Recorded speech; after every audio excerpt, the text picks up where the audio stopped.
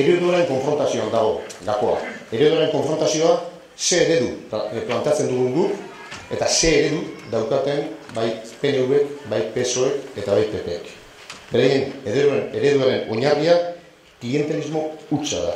Klientelismo hutsa eta klientelismo hutsaren horren ondorioz gertatzen dena da denon dirua, hau da, zergetatik jasotzen den denon dirua, gehien behar dutenen zerbitzura jarri beharrean, beraien interesen, beraien lagunen poltsikoetan bukatzen dela.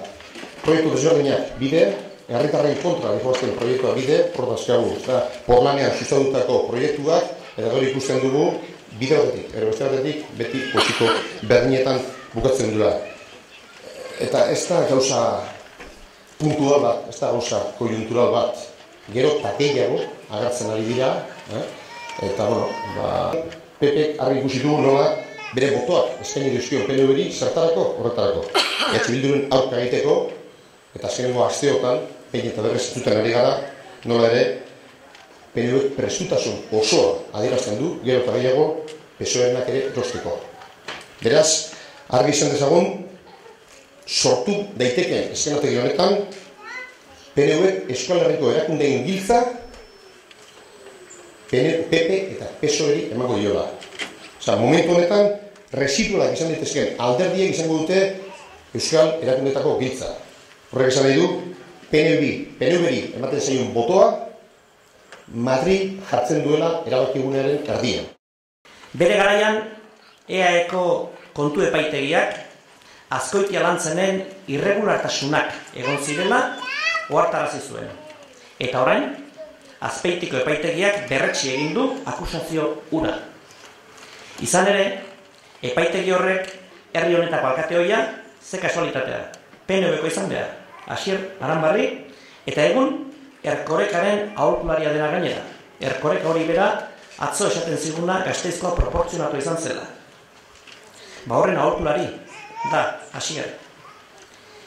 Eta Azpeitiko epaitegiak deklaratzera deitu du, inputatu gisa, zergatik eta iruzur egiteagatik, dokumentuak faltsutzeagatik eta diru publikoa bidegabeki erabiltzeagatik.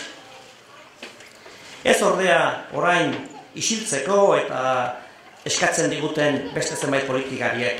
Gu ez gaituzte isilduko. Ustelkeriaren aurrean, denon dirua neurrigabeki xahutzearen aurrean, botoekin mintzatuko gara. EH Bildu jasoko den boto bakoitza, urrats bat izango da, ustelkeria eta gobernu praktika txarrak desagertu daitezen.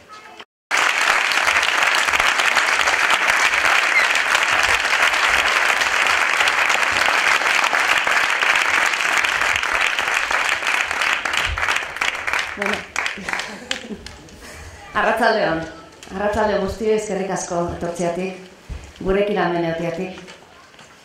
Pozgarria da ikustie hainbeste jende, hemen ilusioz beteta.